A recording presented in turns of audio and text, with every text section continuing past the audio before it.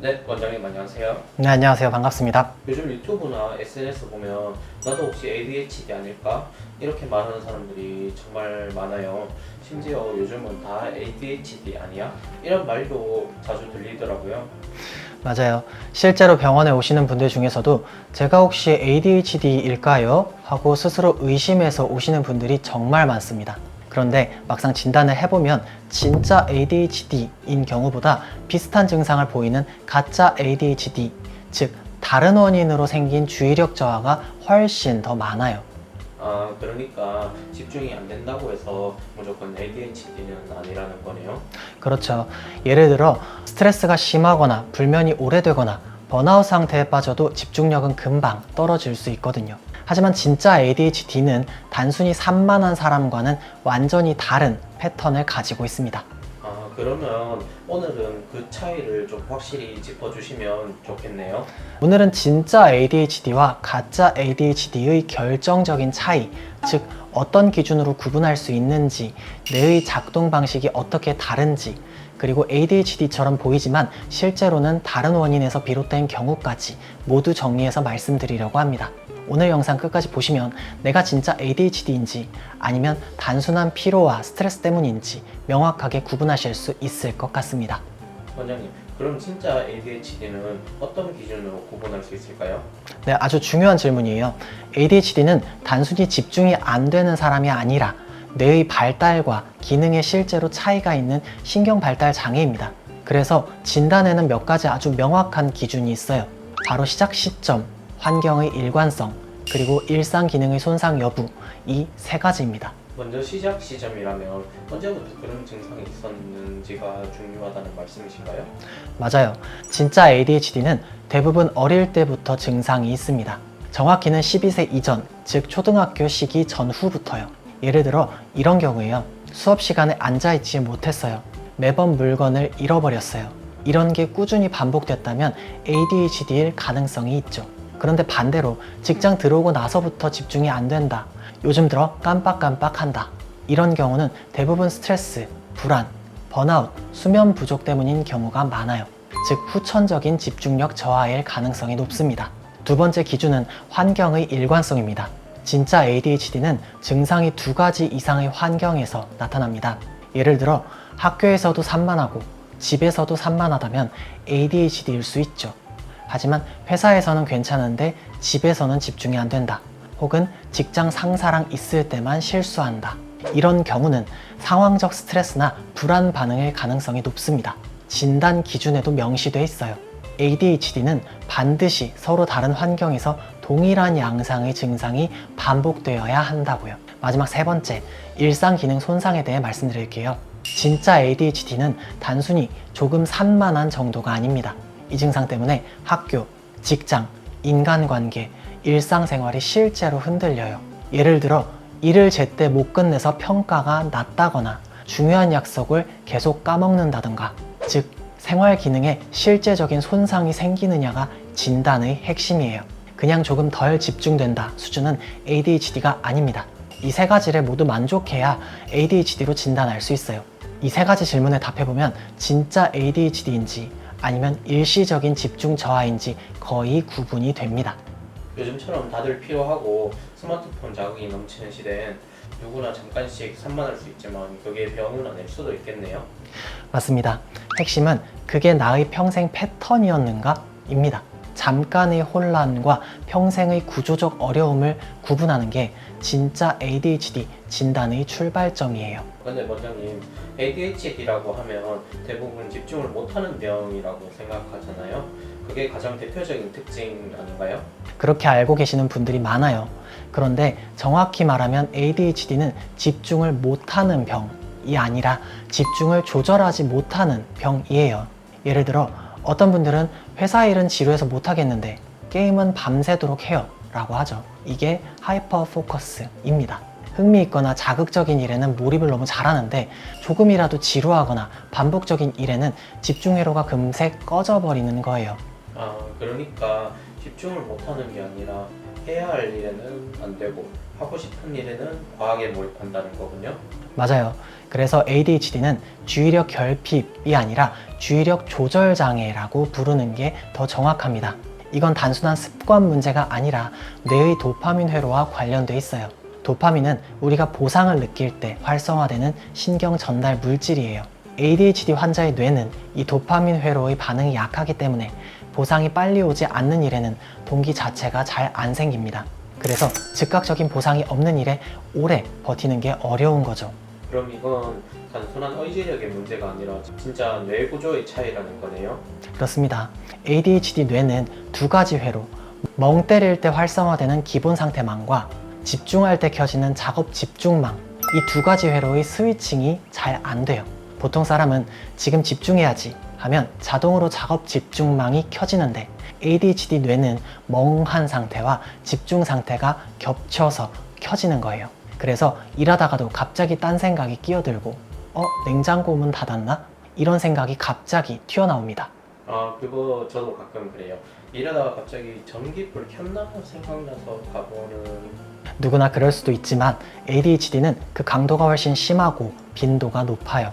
그래서 실제로 일, 학업, 인간관계에 영향을 줄 정도로 나타납니다. 이건 게으름이 아니라 뇌가 너무 많은 자극에 동시에 반응하는 상태예요. 그래서 ADHD는 산만한 사람이 아니라 너무 많은 세계를 한 번에 감당하려는 사람이라고도 표현합니다. 원장님, ADHD 얘기할 때 꼭 나오는 말이 있잖아요. 할 줄은 아는데 안 해요. 계획은 세워놨는데 실행이 안 돼요. 맞아요. 이게 바로 ADHD의 가장 본질적인 부분이에요. ADHD는 모르는 병이 아니라 알지만 실행이 안 되는 병이에요.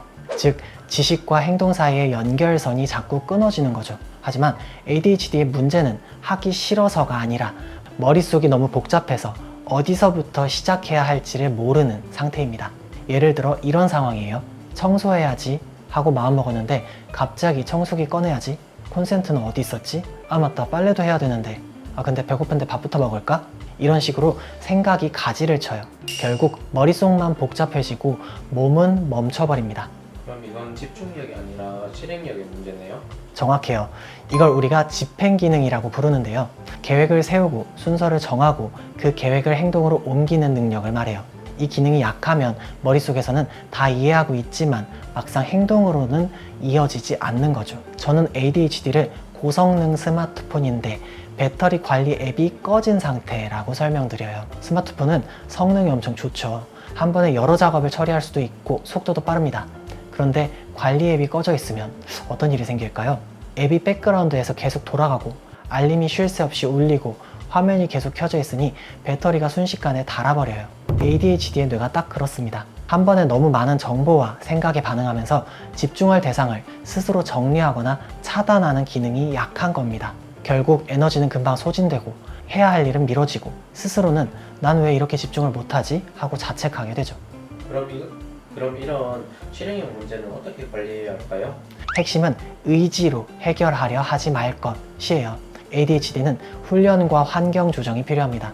예를 들어 해야 할 일을 한 문장으로만 정리하기, 일을 20-30분 단위로 쪼개서 하기, 시각적 타이머나 체크리스트로 진행 상황 보이게 하기, 이런 방식들이 훨씬 효과적이에요.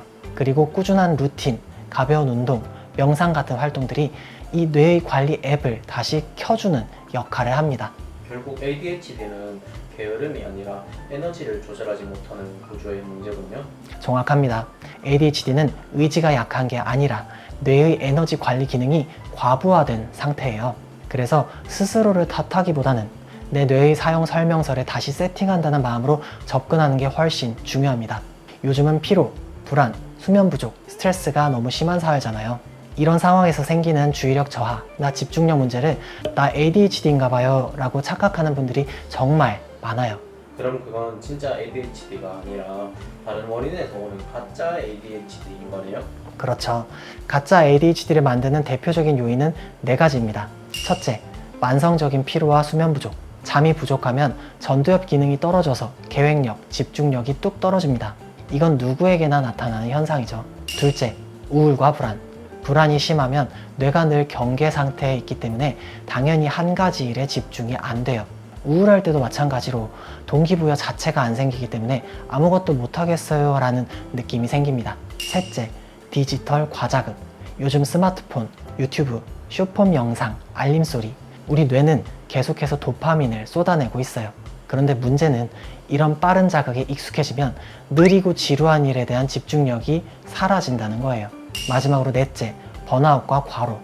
일을 너무 오래, 너무 몰입해서 하다 보면 뇌가 마치 배터리 방전처럼 기능을 일시적으로 멈춥니다. 이때 집중력, 기억력, 판단력 모두 떨어지기 때문에 ADHD처럼 느껴질 수 있어요. 이런 경우에는 약을 먹는다고 해결되는 건 아니겠네요. 그렇죠. 진짜 ADHD라면 약물 치료가 도움이 되지만 가짜 ADHD라면 생활 습관과 환경의 리셋이 훨씬 중요합니다. 예를 들어 수면 시간 확보, 최소 6시간 이상 일정한 기상 시간 유지, 도파민 디톡스, 쇼폼, SNS, 알림을 줄이고 대신 책이나 산책 같은 느린 자극을 늘리기, 하루를 시간 단위가 아니라 순서 단위로 고정하기. 예를 들어 기상, 물 한 잔, 스트레칭, 씻기, 출근 루틴과 같은 경우를 생각해 볼 수가 있습니다. 운동과 명상, 신체적 자극이 뇌의 집중 회로를 깨워줍니다. 특히 걷기, 요가, 호흡 훈련이 좋아요. 그럼 진짜 ADHD인 분들도 이런 비약물적인 방법이 도움이 될까요? 물론입니다. 약물은 뇌의 도파민 회로를 일시적으로 도와주는 거지만 진짜 ADHD를 꾸준히 관리하려면 뇌의 관리 습관을 만드는 게 핵심이에요. 예를 들어 일의 단위를 작게 쪼개서 시작하기, 결과보다 시작했다는 사실에 스스로 보상 주기, 집중이 깨졌을 때 자책하지 않고 다시 시작 버튼 누르기, 이런 행동을 반복하면 뇌의 집행 기능이 서서히 회복돼요. 결국 진짜 ADHD든 가짜 ADHD든 조절력을 키워야 한다는 말씀이시군요. 맞습니다. ADHD의 핵심은 집중력 부족이 아니라 조절력 부족이에요.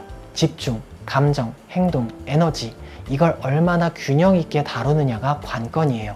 ADHD든 아니든 우리가 모두 조금씩은 집중이 흐트러지고 충동적이고 감정이 요동칠 때가 있습니다. 그건 결함이 아니라 인간적인 흔들림이에요. 단지 ADHD는 그 흔들림의 폭이 조금 더 크고 속도가 빠를 뿐입니다. 그래서 이분들에게 필요한 건 교정이 아니라 조율이에요. 조율이란 완벽해지는 게 아니라 지금의 나를 기준으로 균형을 찾아가는 과정입니다. 예를 들어 오늘은 집중이 안 되면 그래, 오늘은 뇌가 쉬는 날이구나. 조금 더 에너지가 생기면 지금은 다시 한 걸음 나아갈 때구나. 이렇게 자신을 탓하지 않고 그날의 컨디션과 에너지를 존중하는 거죠. 결국 진짜 ADHD든 가짜 ADHD든 자신을 관찰하고 이해하려는 그 마음이 회복의 출발점이라는 거네요. 정확합니다. 스스로를 비난하는 대신 내 뇌는 이런 방식으로 작동하는구나 하고 이해하는 순간부터 조절력은 조금씩 회복됩니다. 그게 바로 진짜 회복의 시작이에요. 오늘 영상도 도움이 되셨다면 구독과 좋아요는 저에게 큰 힘이 됩니다. 저는 멘탈 주치 수근 원장이었고요. 다음 영상에서 또 찾아뵙겠습니다. 감사합니다.